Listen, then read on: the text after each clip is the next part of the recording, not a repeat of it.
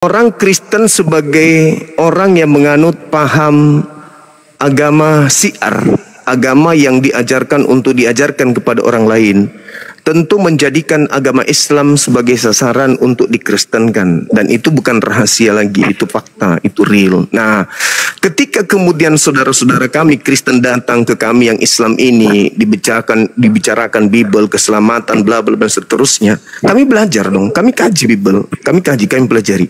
Ternyata salam satu Tuhan.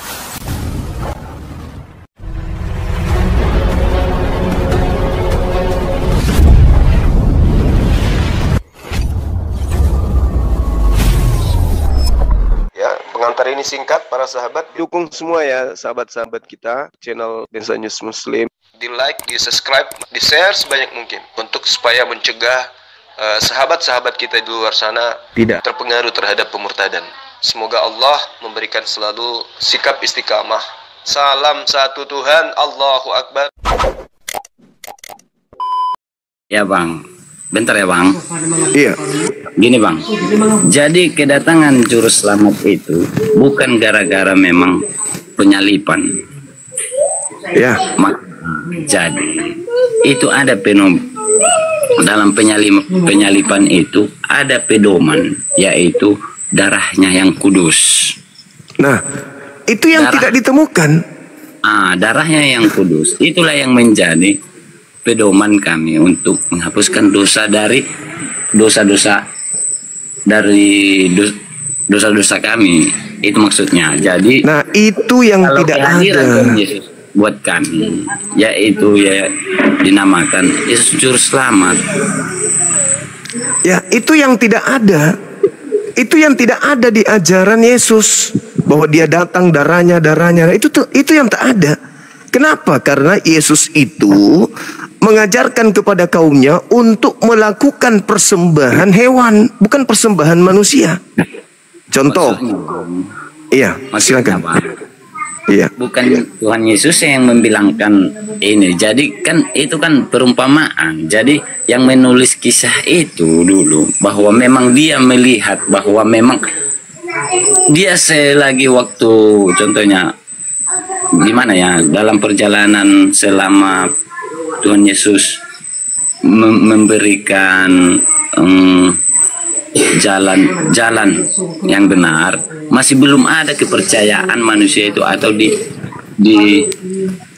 pada diri manusia itu masih belum percaya apa kata-kata Yesus. Jadi itulah pembuktiannya di waktu di kayu salib. Jadi seseorang itu yang menulis itu bahwa dia melihat memang itulah anak Allah. Itu nggak ada Bang, itu tulisan-tulisannya muncul belakangan.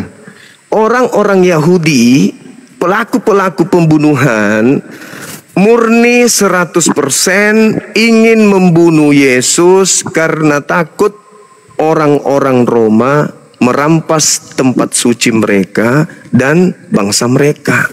Itu alasannya. Itu ada, sebenarnya memang ini aku baru tahu memang bahwa itu alasannya. Memang ada apanya? Ada Bang, baca Yohanes 11, satu perikop. Mungkin abang ini boleh baca sekarang juga biar didengarkan yang lain. Soalnya nggak ada, soalnya aku lagi bukan di rumah Bang, tapi di tempat kerja. Tapi di tempat kerja di sini aku menginap, jadi nggak ada bawa Alkitab. Di dalam Yohanes 11 nomor 45 di situ dikatakan banyak orang melawat Maria setelah beliau melihat Lazarus dibangkitkan, saudara dari Maria dibangkitkan oleh Yesus. Banyak orang melihat nih. Lalu di antara mereka ada orang yang pergi melapor kepada orang Farisi. Mereka melapor ke orang Farisi sehingga orang Farisi menghadap kepada imam-imam kepala. Imam-imam kepala menghadap kepada mahkamah agama. Apa yang harus kita lakukan ini? Kalau kita biarkan Yesus begini terus, akan semakin banyak orang percaya kepada Yesus. Dan kalau itu terjadi, maka orang-orang Roma akan datang merampas tempat suci kita dan bangsa kita. Maka mereka kemudian rapat. Setelah rapat, ada seorang imam, namanya Imam Kayapas. Beliau adalah pemimpin rabi-rabi zaman itu. Beliau adalah pemimpin umat yang paham tentang kitab Torah. berkata, kalian tidak insaf dan kalian tidak tahu bahwa adalah lebih baik satu orang mati, yaitu Yesus, untuk bangsa kita daripada seluruh bangsa kita ini mati. Maka tahun itu juga Kayafas bernubuat, Yesus harus mati tahun ini juga untuk menyelamatkan bangsa kita dan juga untuk mengumpulkan keturunan Israel yang tersebar ke seluruh bangsa-bangsa. Nomor 53, maka mulai saat itu mereka bersekongkol membunuh Yesus. Nah, jadi itu awalnya. Itulah awalnya. Oke, jadi saya tanya Bang. Jadi memang apakah yang membuat rencana itu eksekutor atau pahlawan atau gimana? Kalau menurut Abang? Ya itu penjahat. Yesus sendiri yang mengatakan penjahat. Ya memang orang itu penjahat, orang pendosa, orang itu. Nah, terus kenapa saudaraku Kristen menjadikan pekerjaan penjahat sebagai keselamatan? Maksudnya yang mana jadi? Bukan orang yang penjahatnya yang kami. Ya, tapi kerjaannya, hasil kerjanya kan. Yesus berkata dalam Yohanes 8 nomor 37, kalian memang adalah anak-anak Abraham, tetapi kenapa kalian ingin membunuh aku?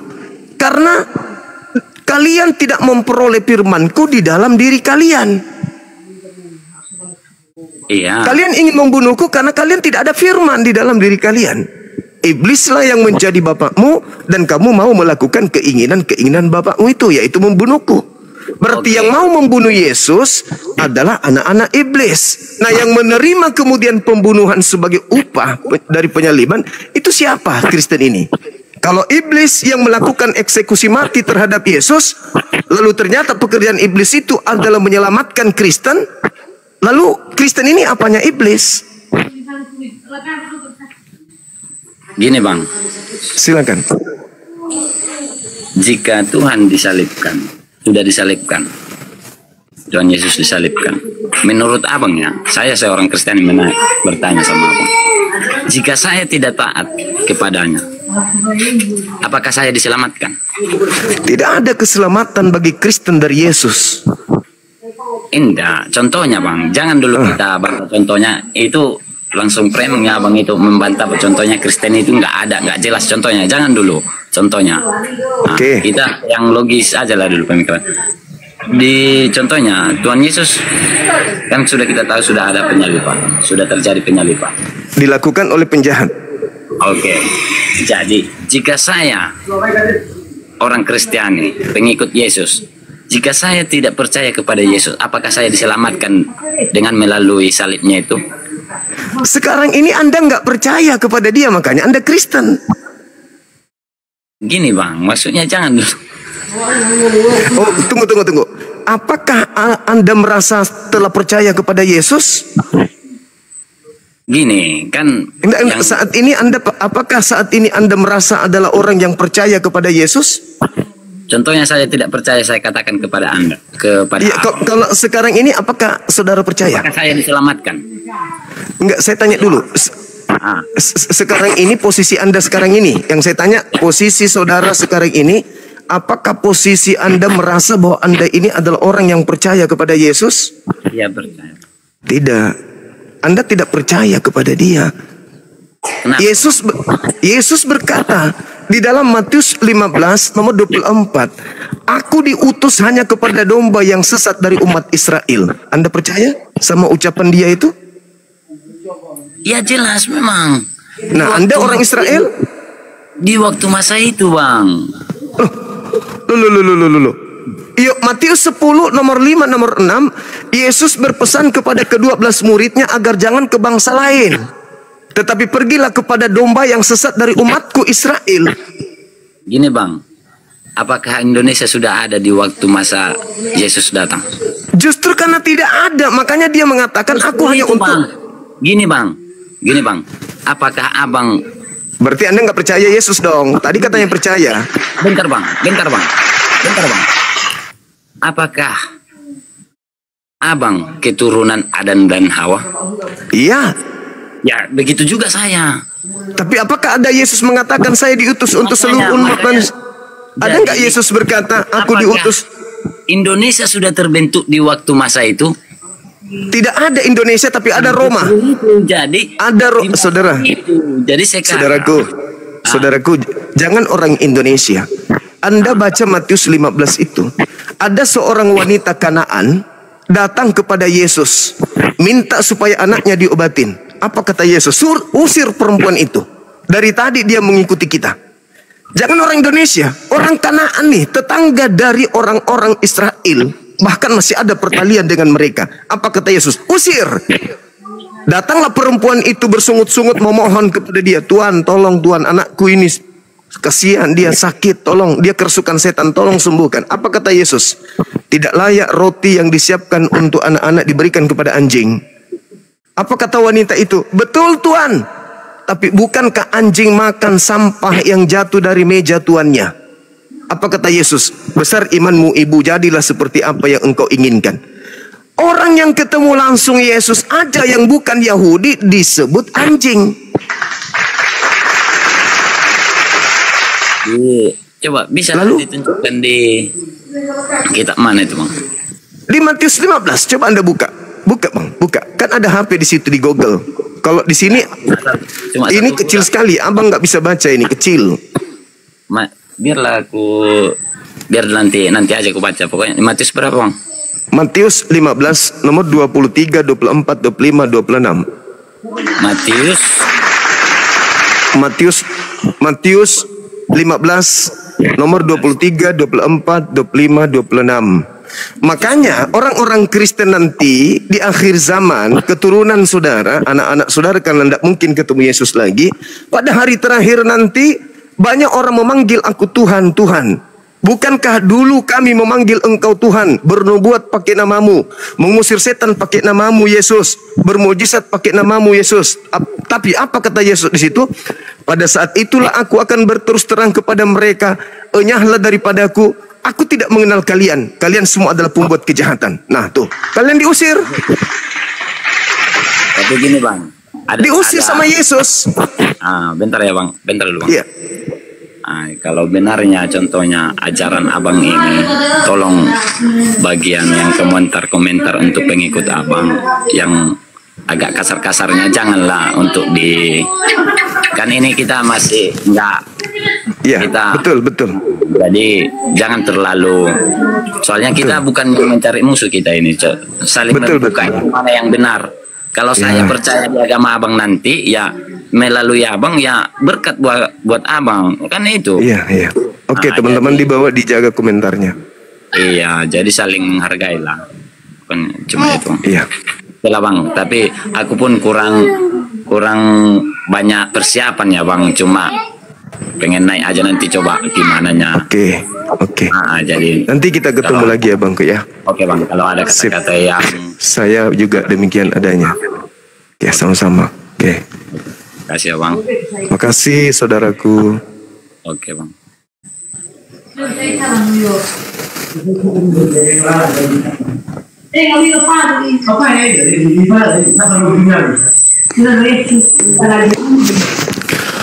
Halo saudara Salesius.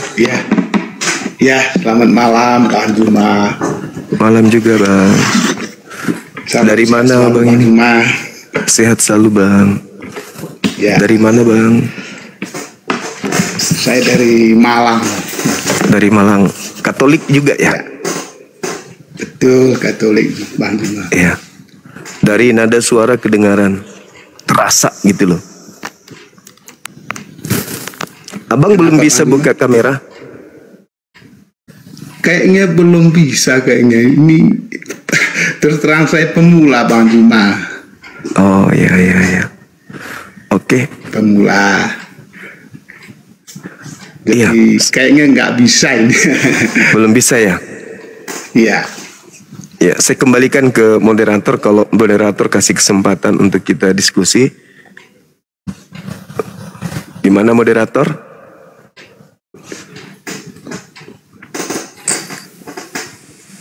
Halo Saudara Patra. Halo Bang, Halo. kedengaran nggak suara saya Bang? Suaranya kedengaran, cuman tak nampak orangnya. Akun saya nggak ada pengikut, nggak ada orang ngikutin saya Bang. Oh iya, dari Katolik juga? Bukan Bang, saya Islam. Saya mau boleh ngomong dikit Bang. Ajak Nikana itu Bang, debat Bang. Saya tunggu Bang. Kesel saya sama dia. Dia nggak mau sama aku, dia nggak mau. Ada PT-nya itu, dia nggak mau diskusi dengan Bang Suma. Gara-gara terbukti kalau dia itu antikristus, waktu itu akhirnya dia kapok, nggak mau lagi. Gimana Bang Juma? Ya, saudaraku Salesius. Ya, saya kok lihat temanya kok sepertinya bagus sekali ya. Iya, bagus Bang. Gimana? Maksud Bang Juma ini gimana? Apakah yang menyalib Yesus ini pahlawan bagi Kristen atau penjahat? Kristen dalam hal ini harus menentukan sikap. Karena berbicara mengenai keyakinan itu bukan abu-abu, tapi harus jelas. Nah, diurai di dalam Bible, Yesus melarang pembunuhan, Bapa Elohim juga melarang pembunuhan, sedangkan Kristen menerima upah dari pembunuhan, yaitu keselamatan, katanya. Maka saya tertarik untuk mempertanyakan hal ini karena berbicara mengenai salib itu juga dibahas di Al-Quran. Bahwa yang disalib ini adalah orang yang dihukum. Dihukum karena telah melakukan rencana siasat makar terhadap Nabi Isa alaihissalam. Nah, kalau di dalam agama saudara saya dihukum juga, dikatakan sebagai pelaku kejahatan. Tetapi kalau dia pelaku kejahatan, kenapa dinikmati hasil dari kejahatan tersebut? Nah, inilah makanya saya ingin saudara Kristen menjelaskan ke kami, apakah penyalib Yesus ini adalah penjahat untuk Kristen atau mereka pahlawan? Seperti itu Bang, silakan. Oke Bang Juma, ini pertanyaannya bagus, tapi menurut saya agak sulit juga ya. Semoga nanti aku bisa jawab. Iya, silakan Bang. Jadi gini Bang Juma, Yesus itu pada mulanya dia itu adalah mewartakan kebenaran. Siap. Ya. Jadi dia itu datang ke dunia ini untuk memberitakan kebenaran. Makanya dia bilang, akulah jalan, kebenaran dan hidup. Barang siapa percaya padaku, dia akan selamat, kan begitu. Iya. Nah, pada waktu itu Bang Juma, banyak orang yang tidak terima dengan pengajaran dia, yang mana dia itu membawa kebenaran. Padahal pada waktu itu kan banyak raja-raja, ya toh. Rakyat pada masa itu mereka percaya pada raja-raja mereka, gitu loh. Ketika Yesus datang mewartakan kebenaran, jelas mereka tidak terima. Saya ambil contoh seperti orang Farisi. Ketika Yesus mewartakan kebenaran, mereka pasti menolak, ya kan?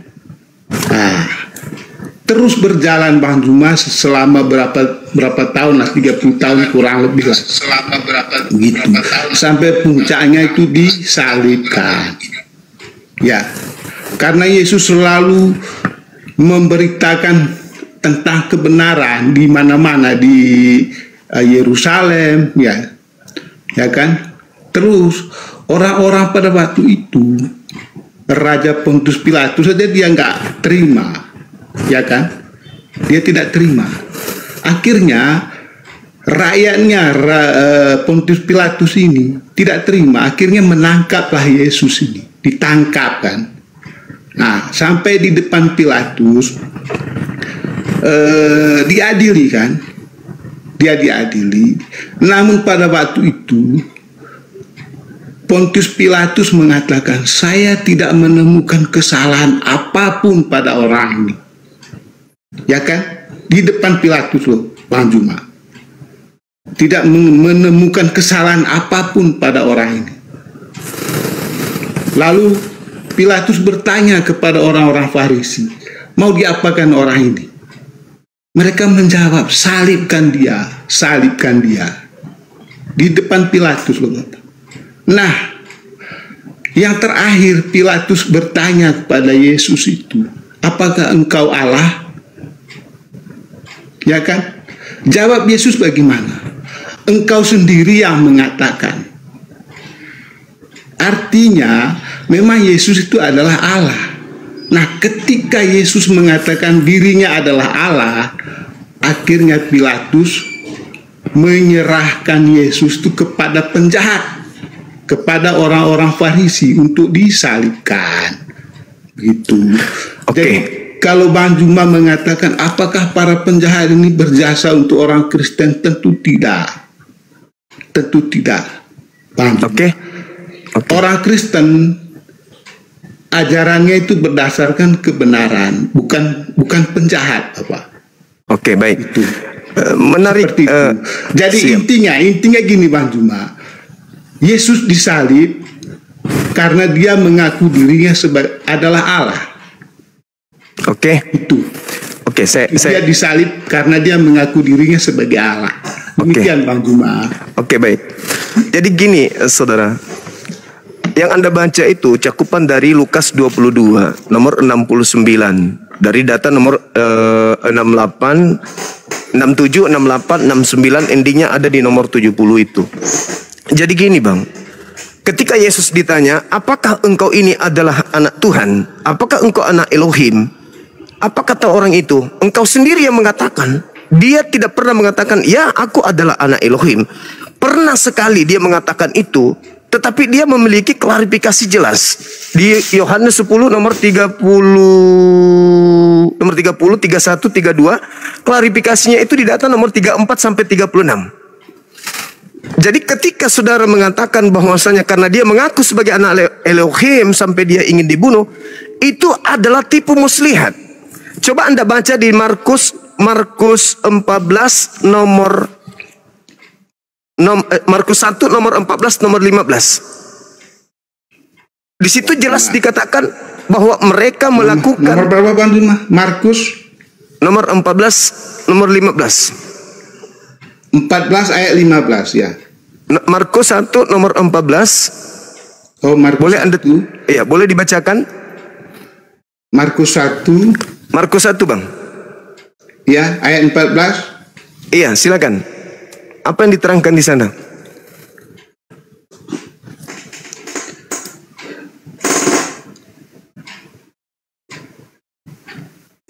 Ini tentang sesudah Yohanes ditangkap, datanglah Yesus ke Galilea memberitakan Injil Allah. Memberitakan Injil. Ya. Pada saat beliau memberitakan Injil, Yesus selalu mengatakan, aku utusan, aku adalah anak Elohim. Dan tidak ada satupun orang yang menganggap dirinya itu adalah penghujat, penista. Kenapa? Karena orang-orang Yahudi itu Bang, orang-orang Yahudi tahu Nabi Musa itu disebut sebagai Elohim. Bahkan kemudian mereka punya orang tua, yaitu Israel, dianggap sebagai anak sulung Elohim. Jadi itu cuma akal-akalan saja.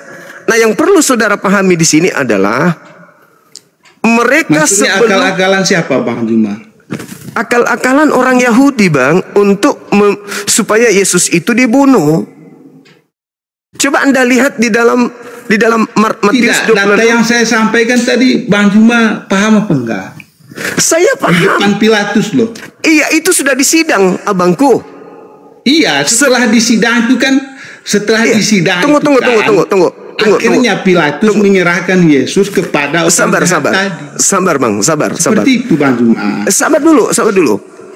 Kenapa Yesus itu masuk di persidangan? Dan kenapa dia dijatuhi hukuman? Ingat, Matius 27 nomor 18, Pilatus mengatakan mereka menyerahkan Yesus untuk disalibkan karena dengki. Satu, ini satu, dicatat itu. Yang kedua, siapa yang dengki? Imam siapa? Kepala Mahkamah Agama, orang Farisi. Ya makanya. Tunggu dulu. Karena dengki. Coba Anda baca kemudian di dalam Matius 26 nomor 59. Mahkamah Agama melakukan kemudian berupaya mencari alasan-alasan untuk membunuh Yesus. Itu satu. Markus 14 juga diterangkan hal yang sama. Di data nomor 4, di situ jelas dikatakan bahwasanya Matius 26 nomor 4, mereka melakukan kesaksian palsu untuk melakukan pembunuhan. Siapa yang membuat saksi palsu? Imam kepala, mahkamah agama, orang-orang Farisi. Ini yang kan imam kepala itu kan yang mengadili. Masa imam kepala memberi kesaksian? Loh, baca dalilnya makanya. Makanya yang anehnya kan begini loh Bang Juma. Baca dalilnya Bang. Apa yang berbunyi? Dengar dulu. Abangku, apa dalilnya di situ Bang?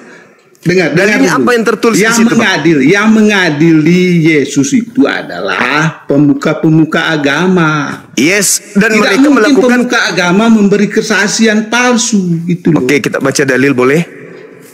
Ya. Kita baca dalil boleh? Silakan. Oke. Abang punya Bible di situ? Ayat berapa? Coba Anda lihat apa yang tertuang di dalam Matius 26 nomor 59. Matius 26 iya, nomor 59 ya. Cari Abang Juma ya. Silakan. 59. Anda mengatakan barusan bagaimana mungkin mahkamah agama melakukan tipu-tipu. Silakan Anda nikmati dalil itu. Nomor 26 ya. Matius 26 nomor 59 boleh Anda bacakan? Biar semua orang dengar. Iya. Bentar. Imam-imam kepala dan seluruh mahkamah agama mencari kesaksian palsu terhadap Yesus. Artinya kan bukan imam kepala yang mencari kesaksian palsu. Sebelum artinya Anda tadi mengatakan bagaimana mungkin mahkamah agama melakukan kesaksian palsu. Loh, iya, ini kan ayat ini kan bukan mahkamah agama yang memberi kesaksian. Mereka mencari. Malah seluruh mahkamah agama mencari kesaksian palsu. Inilah kalau Kristen. Inilah kalau Kristen pasti satu paket. Artinya kan mencari. Mencari alasan kesaksian palsu mereka buat. Kesaksian. Mereka membuat kesaksian palsu untuk menjerat Yesus. Sekarang saya ingin bertanya kepada saudara Salesius, apa bedanya Anda dengan mahkamah agama yang maksa kali Yesus harus mati? Loh, mahkamah agama itu adalah yang mengadili. Mereka siapa yang membuat kesaksian palsu? Loh, kan orang-orang Farisi. Yang tadi Anda baca? Para penjahat tadi. Yang tadi siapa? Para penjahat itu. Iya, siapa penjahatnya? Orang-orang Farisi. Iya, siapa orang Farisinya? Kan orang Farisi itu kan banyak. Tadi Anda baca siapa kok nggak ada orang Farisi di situ? Sama Yesus. Abangku, kalau mau Anda temukan orang-orang Farisi terlibat, baca Yohanes 11:45. Itu baru orang Farisi terlibat. Yang Anda baca barusan itu adalah imam-imam dan mahkamah dan seluruh mahkamah agama. Kan makanya tadi kan Pontius Pilatus dia tidak menemui kesalahan apapun pada orang. Kenapa bisa demikian? Akhirnya mereka mencari-cari kesalahan. Abangku, gitu Abang tahu nggak pemerintah yang punya wewenang saat itu adalah pemerintah Romawi. Sedangkan yang Anda sebutkan itu adalah mahkamah agama. Mahkamah agama itu berarti ahli Taurat. Sekarang yang mencari kesaksian-kesaksian palsu itu adalah mahkamah agama, supaya Yesus itu bisa dibunuh. Iya, benar memang. Nah, karena tadi Anda mengatakan bahwa bagaimana mungkin tidak menerima. Saudara-saudara dengar enggak? Bang Juma. Dengar dulu. Saudara-saudara dengar nggak tadi ketika saudara kita ini mengatakan bagaimana mungkin mahkamah agama membuat kesaksian palsu sementara dia adalah pengadilan? Dengar dulu. Anda minta maaf dulu dengan ketidaktahuan Anda dengan Bible. Anda minta maaf dulu, Bang Suma, memang pemahaman Bible saya itu masih minim. Bilang aja dulu gitu, Bang. Baru kita lanjut. Oke, selamat malam Bang Suma. Iya, malam. Akui dulu bahwa pemahaman Anda atau memang Anda sengaja untuk nipu orang banyak. Silakan Abangku. Minta maaf. Yang mana?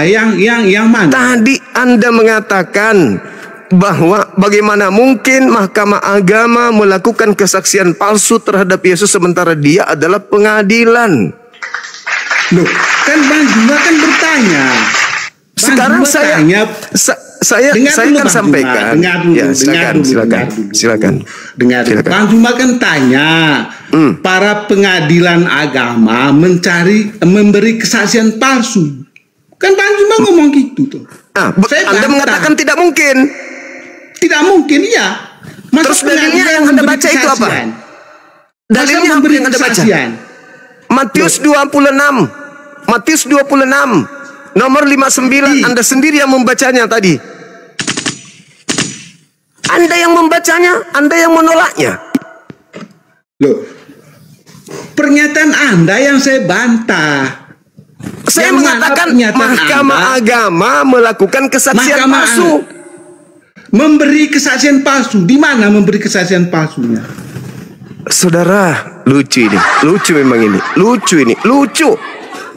Pontius Pilatus mengatakan mereka menyerahkan Yesus karena dengki. Berarti mereka sudah melakukan mufakat. Anda baca kemudian di dalam Yohanes 11 nomor 53. Mulai hari itu imam kepala Mahkamah Agama bersepakat membunuh Yesus. Kalau Anda baca, karena mereka kan tidak percaya dengan ajaran Yesus. Kenapa lari ke situ? Artinya Mahkamah Agama Yesus datang ke dunia ini membawa kebenaran, Mahkamah Agama terlibat nggak? Membatalkan kerajaan Allah. Mahkamah Agama terlibat. Akhirnya mereka tidak setuju. Mahkamah Agama terlibat. Yesus. Mahkamah Agama itu, Bang. Anda turun aja, Bang. Anda turun. Di sini saya tidak suka orang yang suka nipu. Saya mau berbicara kebenaran. Anda istirahat. Saya berpikir nggak masuk. Iya, silakan Anda gila permanen, jangan aja yang lain. Selamat malam Bang Zuma. Malam saudara. Perkenalkan diri Anda. Bang Zuma, karena saya belum bisa open akun baru nih. Iya. Gini, kita di sini tidak mencari pembenaran, tapi kita cari kebenaran Bang Zuma ya. Bukan mencari kebenaran, tapi mengungkap kebenaran. Kebenaran itu sudah ada Bang, nggak perlu dicari lagi. Sepakat Bang Zuma. Oke, sip. Gini, jadi tema ini ya, eksekutor, salib, pahlawan, tanda tanya. Atau penjahat.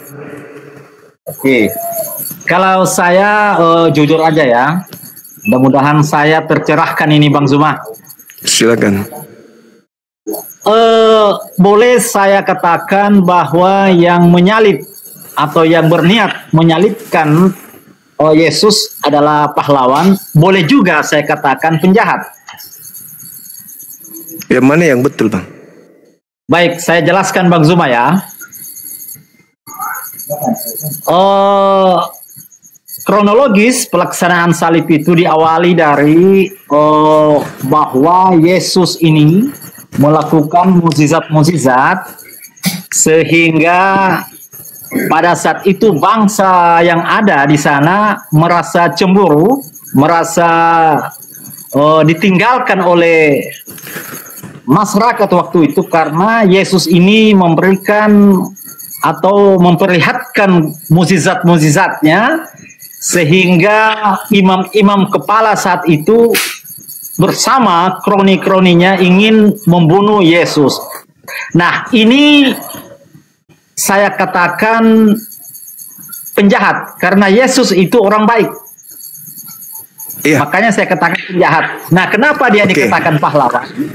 Iya. Karena singkat cerita terjadi penyaliban. Ternyata yang disalib itu adalah Yudas, maka itu pahlawan. Kenapa? Karena orang jahat yang disalib, yaitu orang terkutuk memakan suap.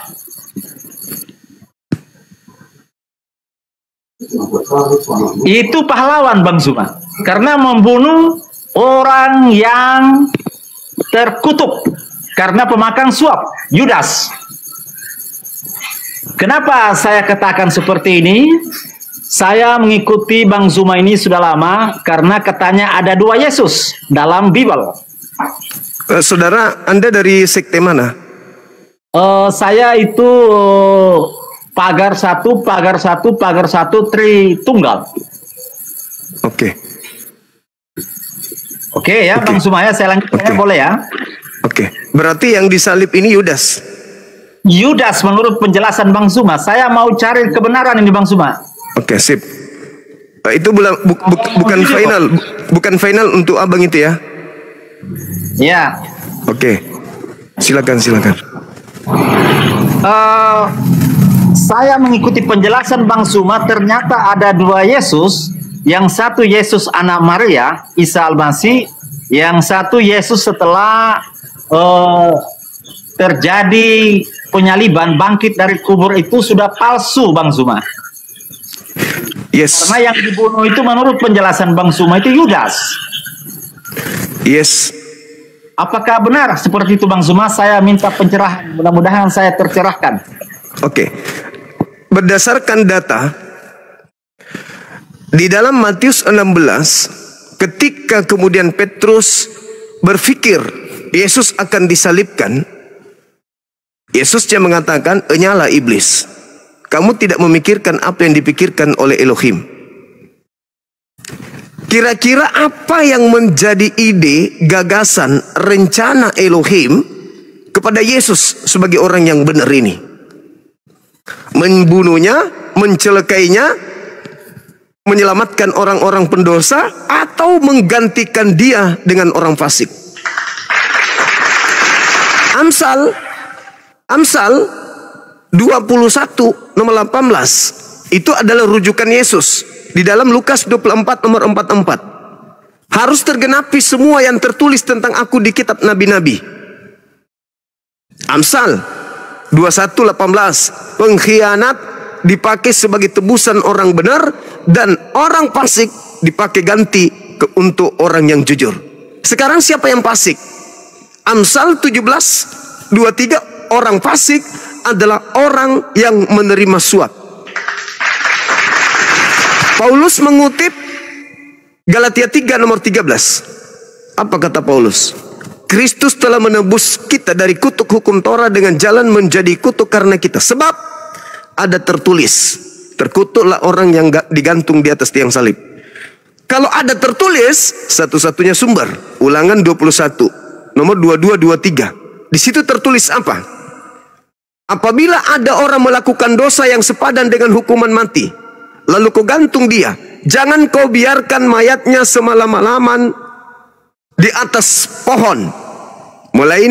Sebab orang yang dikutuk oleh Elohim, jangan kau biarkan menyentuh tanah yang diwariskan Tuhan kepadamu.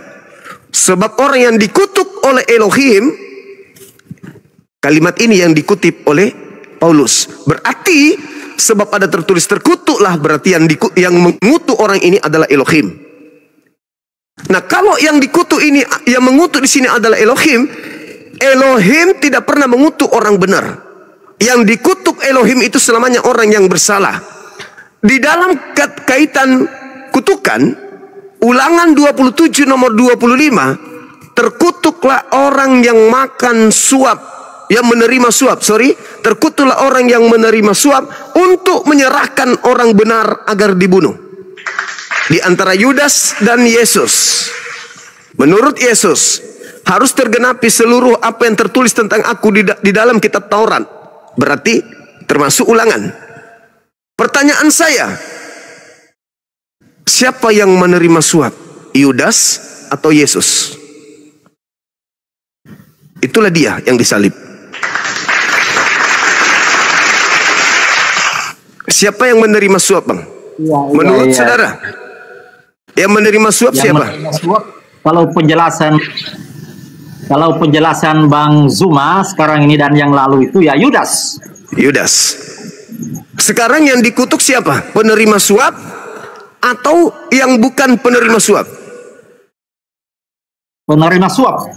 Berarti yang disalib adalah penerima suap. Berarti yang disembah oleh Kristen hari ini adalah? Berarti yang disembah oleh kami ya, kami Kristiani ini berarti yang palsu, Bang Suma ya. Saya kasih ilustrasi terakhir, Bang, sebelum Anda mengambil sikap. Di dalam pengajaran Yesus Matius 24 ketika didatangi oleh murid-muridnya di Bukit Zaitun. Syukran Jenderal. Apa kata murid-muridnya? Guru, apa tanda kedatanganmu? Ini tanda kedatangan. Yesus menjelaskan, tanda kedatanganku, aku akan nampak di tengah langit sebagai manusia. Matahari gelap, bulan tak bercahaya, bintang berjatuhan, kuasa langit akan berguncang. Aku nampak di tengah langit. Itu tanda kedatanganku. Dan ternyata tanda kedatanganku itu sekaligus tanda akhir zaman. Oke. Sekarang permasalahannya adalah ketika Yesus mengatakan kepada muridnya ketika ditanya, apa tanda kedatanganmu? Yesus berkata, waspadalah agar kamu jangan disesatkan, sebab banyak orang akan datang memakai namaku dan berkata, akulah Kristus, akulah Mesias. Jangan kamu percaya, mereka akan menyesatkan banyak orang. Mohon izin saya mau bertanya.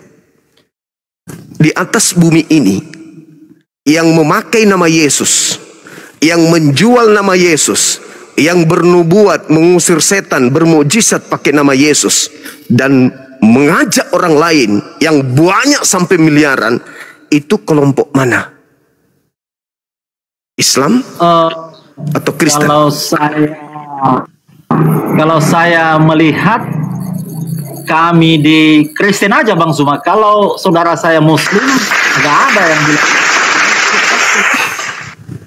Makanya Yesus mengatakan, jadi apabila, nomor 23, jadi apabila ada orang berkata, lihat ada Mesias di sana, lihat ada Mesias di sana, jangan kau percaya. Matius 24 nomor 24. Sebab Kristus palsu dan nabi-nabi palsu akan datang dan melakukan tanda-tanda yang dahsyat dan banyak mukjizat, sekiranya mungkin menyesatkan murid-murid pilihan juga.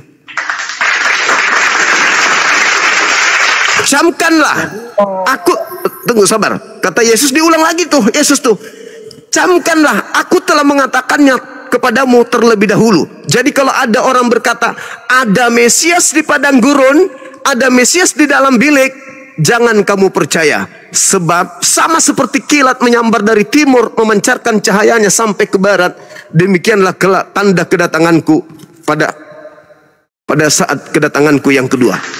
Nah sekarang pertanyaannya adalah, ketika ketika kemudian Ananias, Paulus, Markus, Maria, orang-orang yang didatangi pada hari ketiga, bangkit pada hari ketiga, kemudian yang ada di Pulau Patmos, apakah ada tanda-tanda kedatangan Yesus sebagaimana yang Yesus jelaskan kepada muridnya pada saat itu? Sudahkah matahari gelap, bintang-bintang berjatuhan pada saat itu? Kalau tidak, apa kata Yesus? Percaya atau jangan percaya? Kalau saya itu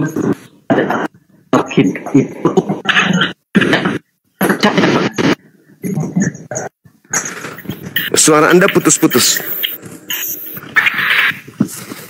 Satu jelas ya? Satu. Iya.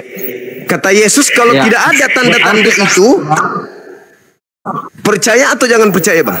Iya. Karena sampai saat ini tanda-tanda itu belum ada. Cuman Bang Zuma, Paulus kan saat itu dia bertemu. Gimana Bang? Berupa cahaya. Sabar. Anda punya Bible di situ? Nah, itu dia, ada di gereja. Coba buka 1 Korintus 9 nomor 1. Apa yang tertulis di sana, Bang? Mungkin di HP, bisa buka di Google mungkin? Cuma pakai satu HP, Bang. Di 1 Korintus 9, Paulus sendiri yang mengaku dengan mulutnya bahwa aku melihat Yesus. Dia katakan, aku melihat Yesus. Bukankah aku ini adalah rasul? Bukankah aku ini adalah orang bebas? Bukankah aku telah melihat Yesus Tuhan kita? Jadi Paulus mengaku melihat Yesus. Kata Yesus, kalau ada yang mengaku melihat aku, jangan kamu percaya. Dia akan menyesatkan banyak orang. Penyesat yang datang kepada orang yang melihat itu, pasti akulah Yesus. Sehingga nabinya berkata, oh kaukah itu Tuhan? Iya, akulah Yesus. Ketika nabi ini kemudian mendapatkan pengajaran bisikan-bisikan sebanyak 13 buku, maka nabinya ini digelari kemudian rasul, utusan sang Yesus. Lalu mengajarkan orang lain, kata Yesus, jangan kau percaya, mereka akan menyesatkan banyak orang. Makanya di dalam Kisah Para Rasul 24 nomor 5, orang-orang Yahudi teriak, Paulus ini adalah penyakit sampar yang telah kemudian menyesatkan orang-orang Yahudi yang beradab di seluruh dunia, dan dia adalah tokoh dari Kristen. Itu abangku. Ya kan Anda mengaku sebagai seorang berarti Katolik tadi ya? Yang ini selama ini jaringannya bang, yang berupa cahaya itu Paulus ketemu Yesus berupa cahaya itu. Yesus sendiri yang mengatakan abang, Yohanes 10:18, aku melihat. Iya, Yesus mengatakan, aku melihat iblis jatuh dari langit berupa cahaya.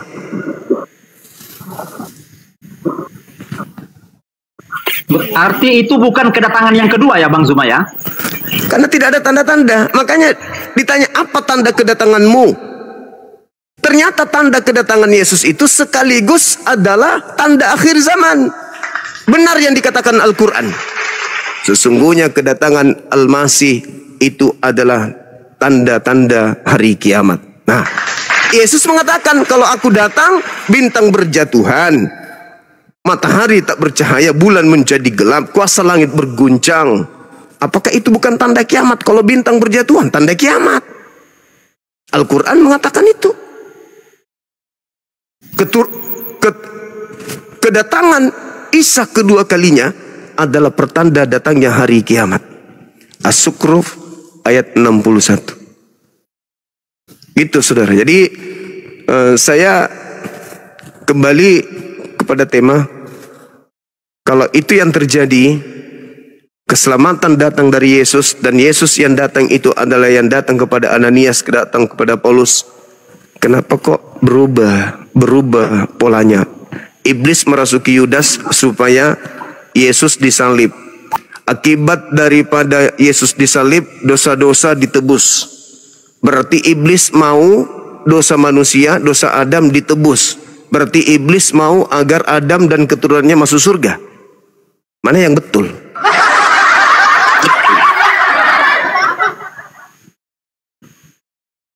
Berarti Bang Zuma, kami ini sudah dibohongin oleh pendeta-pendeta kami. Ya, itu kesimpulan abang. Makanya saya katakan tadi, izinkan saya berbicara, lalu abang mengambil sikap.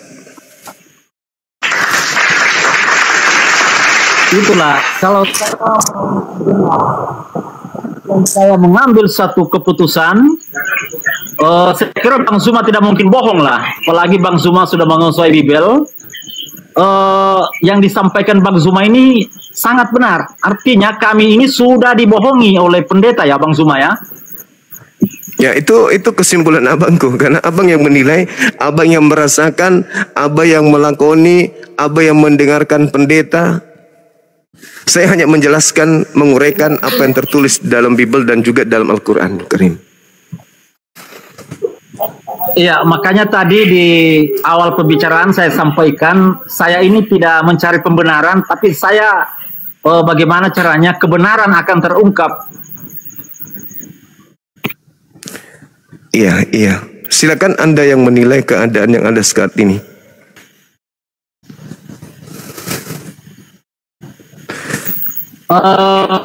Bang Zuma, ya, seandainya saya ini kan keluarga dekat saya ada perempuan. Umpamanya saya ke Islam, apakah saya tidak tahu tentang apa semua itu salah, semua gimana ya? Itu nanti belajar pelan-pelan, Bang. Seperti bayi yang kemudian tidak mungkin langsung berdiri. Pelan-pelan, pelan-pelan. Yang penting keluar dulu jadi manusia. Setelah di luar nanti akan dirawat sama ibunya, diajarin berjalan, diajari bicara, diajari berdiri, dan seterusnya. Yang penting keluar dulu jadi manusia dari rahim ibu, gitu. Saya mengajak saudara saya biasa untuk mengatakan debat Bang Zuma ini, tapi mereka itu mengatakan itu hanya akal-akalan Bang Zuma saja katanya. Tapi saya yakin Bang Zuma benar. Gitu. Alhamdulillah, Abangku. Oke. Alhamdulillah. Siap. Saya sudah nih. Oke. Selama saya naik ke baru ini saya sangat tercerahkan. Mudah-mudahan keluarga saya mau menerima.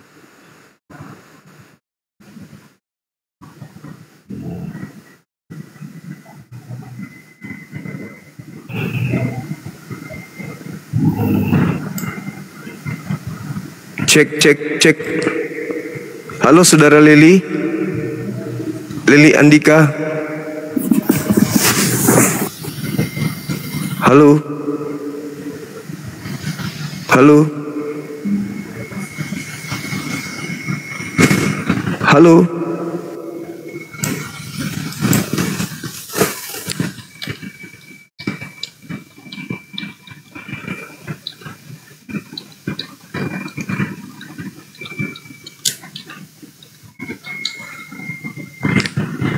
Silakan moderator dinaikkan, saya ketik YouTube dulu.